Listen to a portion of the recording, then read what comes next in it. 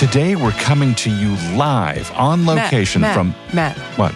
We are recorded.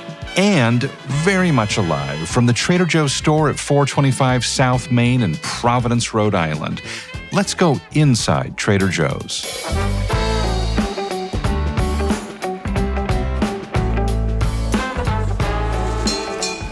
I'm Tara Miller, Director of Words and Phrases and Clauses. And I'm Matt Sloan, the Culture and Innovation Guy at Trader Joe's. No two neighborhoods are alike, and no two Trader Joe's are alike. And that is evidenced perfectly by the beautiful mural that fills a giant wall here on the side of the store, facing Main Street in Providence. Now, Martin Mull is often credited with saying that writing about music is like dancing about architecture. So I'm not sure where that leaves this idea of podcasting about art, but I think this mural deserves some time and attention, and I just love Martin Mull. We've flown across the country to come here and talk to some folks about this mural. And we'll talk with some crew members here from the Providence store about some of their favorite products and just life in Providence. I am Chris McGuire. I'm the Regional Vice President for stores here in the Northeast, covering around 6 states, Wow. including right here in Providence, Rhode Island. How many other states are you going to hit today? It'll be two state day. Okay, 2 state day. I know, seriously. Well, like How that's many miles a week do you drive? In this spot, there was nothing here. Grass. And then, what was on your mind when you first saw this location? Wow. It's hard to, imagine in this case, years down the road of what's going to grow and develop here. But when I looked at where we're at in proximity to, say, Brown University and RISD, and understanding kind of the cultural significance of Wickenden, you could really get a sense early on of the kind of store that it has actually turned into, or is a true neighborhood store where you have a mix of locals, people that are born and raised right here in this neighborhood, people that drive up from the South, as well as just an incredible population of college students who on day one were just so appreciative of us being here. The number of conversations I had with kids born and raised on Trader Joe's in Los Angeles, that are now attending Brown or RISD or some of the other colleges in the area was really special. It was very cool. How did this mural thing come about? What happened? Why did we do this? There was this beautiful wall, 100 feet long by 25 feet tall. In speaking with colleagues and Matt, I want to just say how much I appreciate you separating out Matt from your colleagues. Yes. Had a chance to talk to colleagues and Matt. Yeah. Ultimately, we were put in contact with an organization called the Avenue Concept. They were the right group to help us navigate this project. Chris, I really credit you with seeing through what could have been the usual way to go at this onto something that is so different and wound up in such a fresh place and still looks and feels very much like, oh, that's Trader Joe's. We're a national company, but embracing these unique opportunities we have in new store locations, both on the interior and the exterior of the stores, to really integrate the neighborhood piece and to really drill down on what makes each of our individual stores so special. It definitely feels like Trader Joe's, like similar to the kind of artwork that we might use in a Fearless Flyer, for example, or something like that. Mm-hmm. But it's entirely representative of Providence. Mm-hmm. This neighborhood, this area where we're sitting right here is just so rich in history. That was really the story to tell on the mural. Chris, thanks for stopping by here in Providence. It's my pleasure. We actually have a friend here, Sarah, who's going to talk about the project of the mural and her group, the Avenue Concept, and what was done to make it happen. Hey, thanks so much for having me. We're a public art nonprofit organization. Our executive director and also founder's name is Yarrow Thorne. And the Avenue was really born out of Yarrow's vision for the creative capital, which is how Providence is known here in Rhode Island, to really make visible all of the creativity that's housed within the state. There's so many amazing creatives that live and work here. There's many colleges that really support the arts, and people, I believe, want to stay in Providence. They don't want all of the creativity that exists here in Providence to get, exported, to go to Boston or to go to New York. And so that is the mission in which we are still working today. Obviously, there's a connection with Trader Joe's. Maybe that you could help us understand through this specific project exactly what your group does? We take all of the non-creative part of art making and make that really our job. So with Trader Joe's, you had an amazing new store here in Providence, a beautiful long wraparound wall that could have artwork on it instead of just offering the community bricks or some other facade that didn't tell story, didn't have color, didn't relate to the location where you are here.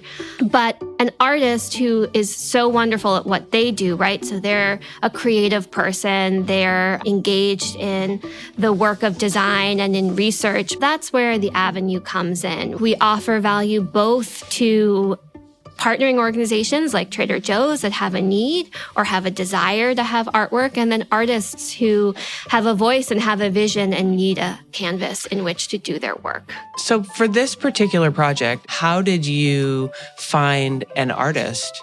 We wanted to choose a local artist. We felt like that was appropriate to the ethos behind Trader Joe's as being such a neighborhood store. And then we wanted someone who could really dig into history.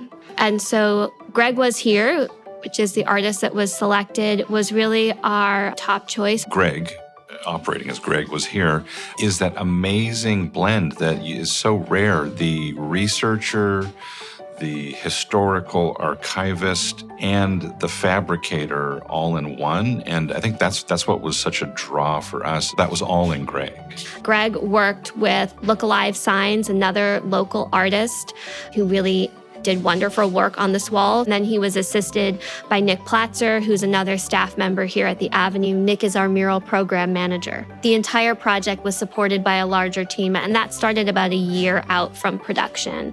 We worked with Trader Joe's. We had some wonderful back and forth with the Trader Joe's team, and then we arrived eventually with a final design and production. Okay, we're going to take a walk outside to see the mural, and we know you can't see it with us. So for our listeners, there are photos of the mural on Sarah's organization's website. That's theavenueconcept.org.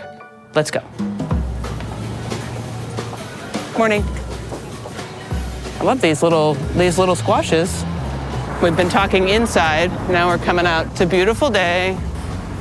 The title of the mural is called Confluence, and as the word suggests, it's this coming together of many things. So we have all of these hidden histories that relate back to the area and back to the history of the neighborhood, represented in these different unique images that you see across the whole mural. It is pretty darn impressive. It's much bigger in person than I was expecting. It's just giant. It's really like a whole series of murals into one kind of collage-like image. I'm just so taken with the whole story. And of course, I think about the person, the artist, Greg Was Here, who created this amazing thing. The producers of a video about the mural have provided the audio for us. He's on the audio from the video. The video, yeah. We have Greg talking about what went into this piece from his perspective. My name is Greg. I go by the nom de plume Greg Was Here. The mural is important because it underscores and highlights the history of various communities that have existed in this neighborhood, in this space, around this river for centuries. And it's important to remember the things that occurred here, the people that inhabited this space, how they lived, and what they had. This panel refers to local native flint corn. What's the story behind this? Why is there an ear of corn? Flint corn is native to the area, and it's native to the Narragansett community that is indigenous to this area. We actually worked with Silver Moon LaRose. My name is Silver Moon LaRose, and I'm the assistant director at the Tamaquag Museum. Tamaquag is Rhode Island's only Indigenous-led museum, and we are dedicated to sharing the history and culture of the Indigenous people of this land. Flint corn was a staple crop for Indigenous people. Narragansett flint corn is a particular strain of corn cultivated by our community. By bringing attention to Ashawag Farm and the address that you can actually visit in person, they are growing Narragansett flint corn on the farm. It's run by 2 Narragansett tribal members doing the work of Indigenous food sovereignty. So I think that's an exciting promotion for their small business as well. So we're standing in front of a particular section of the mural, two pieces that reference the Cape Verde community here in Providence. Our attention was brought to these two images because Greg and our mural program manager took a trip to the Cape Verdean Museum and met with Yvonne Smart. Okay, my name is Yvonne Smart, and my current title is I'm the educational coordinator at the Cape Verdean Museum. When people see that mural, they may be, especially newcomers to Rhode Island, would be curious to investigate what that is. What's most appealing to me is the two images that have to do with Cape Verde. The Nellie Mae was a schooner purchased by Cape Verdeans and owned by Cape Verdeans, which was bought by Antonio Coelho. The important part isn't just that he went to Cape Verde, but that he came back with a boatload of folks and started the schooner trade, bringing people back and forth directly from Cape Verde to Providence and New Bedford. And that's how most of the Cape Verdeans came to America at that time, was on our own boat. So Yvonne felt that that was a really important part, and she shared that history with us. I think that's good for out here. Yeah. Let's head back inside. My name is Captain Linda. I have been with Trader Joe's for about 15 years. I am the captain here in the Providence store. I am a born and raised Rhode Islander. I started as a part-time demo person. I served samples and smiles at the demo counter. Eventually, I sent my kids off to school and found that I had fallen in love with Trader Joe's, and I said, I'm gonna stay. I was asked to open this store, really honored to become a captain, and I've been here since last August. It's a brand new building in a brand new development. Yeah, the place that we're sitting on right now used to be the highway. This was, in fact, I-95. It's called Parcel 6. It was part of the redevelopment program. They moved the highway. We were the underpass leading to Wickenden Street, and the tunnel was full of, some would call it graffiti. Native Rhode Islanders always called it art. It was really, really interesting when they deconstructed it. We had the opportunity to kind of build here, and that's where we stand. So some of our Native Rhode Islanders, you'll hear them refer to Trader Joe's as, oh, I'm headed to Parcel 6. They refer to our store As Parcel 6. As Parcel 6. Yeah. So that's like, we're part of the neighborhood. Yep, we really are. You hear about people wanting to move mountains to get to Trader Joe's. We just had to move a highway. That's all. That's all. That's all. Yeah. It really feels like a neighborhood institution. We are a true neighborhood grocery store. We have a great number of colleges. So in addition to the college students that you can see, the morning part of the day really attracts all of our customers from right over the line in Massachusetts. It's super convenient. We're 8 minutes from the Massachusetts line right here in Providence. We have a really diverse, not only economic, but an international community in and around Providence. It's very exciting from a culinary point of view. I was a chef before I did work for Trader Joe's, so it's really exciting to see how people are kind of reimagining and using our products. It's really awesome when I get to meet somebody brand new and they're like, oh my gosh, yeah, that's really great, but this is what I do with it. And this is an ingredient that I sub in that I can't find at like a local market, but I've been able to kind of adapt this to my Thai cuisine or my Vietnamese cuisine. And how our little piece of Trader Joe's is going home with all those people is so really special. Now I want to hear about like a certain something that you've learned from a customer, a way to use a product or an ingredient substitution. So I think the big one is the soup dumplings are really, really popular. Din Tai Fung. We don't have it here on the East Coast, but which, they have their little like recipe on the table to do the vinegar and the soy sauce. So the trick here, all the college students, they all sub in the chili onion, which is just absolutely delightful. Yeah, that's taken social media by storm this year. Oh my God, it's so good. And that and the wet sauce, the green onion, the chili onion, soy sauce, rice vinegar, and you actually pour boiling oil into it and it kind of cooks itself. And then they add in the Trader Joe's low sodium and they call it wet sauce. We put it on everything. Trader Joe's low sodium what? Soy sauce. Oh, soy sauce. Oh. Yeah, and they call it wet sauce and it's so crazy good. Sounds like good sauce. Yeah, for sure. How did you go about hiring a crew for this store? I think we brought 8 existing crew members over, which isn't a lot. I mean, because we have over 100 crew members in this store. But when you think about what a neighborhood grocery store really means, it means taking taking people from that neighborhood and asking them to come in and be a part of your store, you have to have people who have an understanding of what is going on in your neighborhood. So, the Portuguese festival that happens across the street, our crew members would come to work and then walk over there, get a casterla sandwich, come back, hang out, bring over favish beans and some soup for us, and then head home for the day. And it's really special. I'd like to know what time of year the Portuguese festival is so I can time my next visit. Because I'm not kidding, actually. Yeah, well, it happens Labor Day weekend every year. Thank you. It's now on the calendar. It's on the calendar. Come back. That sounds quite delicious. It's amazing food. Another really interesting fact about our Trader Joe's, and I think what made us feel like, wow, we're really here, part of the city. If you stepped out of our back receiving door and you turn to your right, you can see Hasbro Children's Hospital from our store. And Hasbro Children's Hospital is a huge part, obviously, of our city, and it plays such a pivotal role in so many people's lives here. So every night, all of the children that are in the hospital, they bring them over to the windows that face out over the city. And at 7:55, the city blinks the lights. It's called Goodnight Lights, and we say goodnight to all the kids.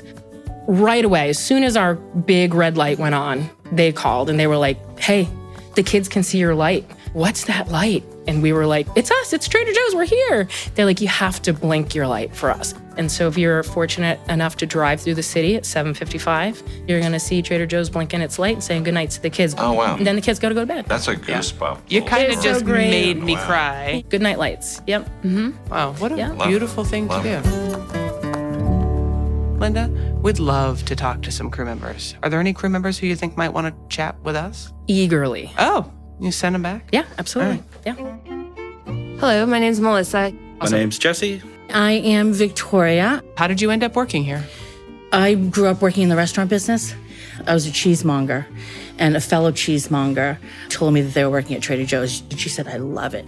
And I had just had babies, so I made the transition and came to Trader Joe's. I started at the Warwick store, and then I opened this store, and this was a blast, opening a store. I had never done that. It was wonderful. I'm now 12 years in, had wonderful 11 years in the 518 in Warwick, and now have just transitioned to being in Providence. I went from working in the kitchen industry for roughly 16 years before I came here. It's been great being a food librarian here. And I love that, food librarian. And I want to understand what you mean by that. We stock everything here, we make sure it's organized, but part of being a librarian is being educated on what's going on. So I took a lot of my food knowledge and I try to apply it here.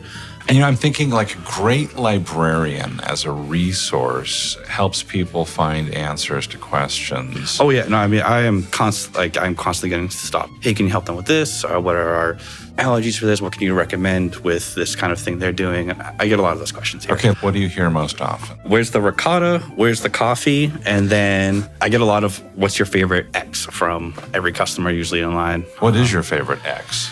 I am a huge sucker for our sparkling coconut yuzu drink here. Underappreciated. I agree. love Totally it so much. underappreciated. It's also helped me drastically cut down my soda intake here.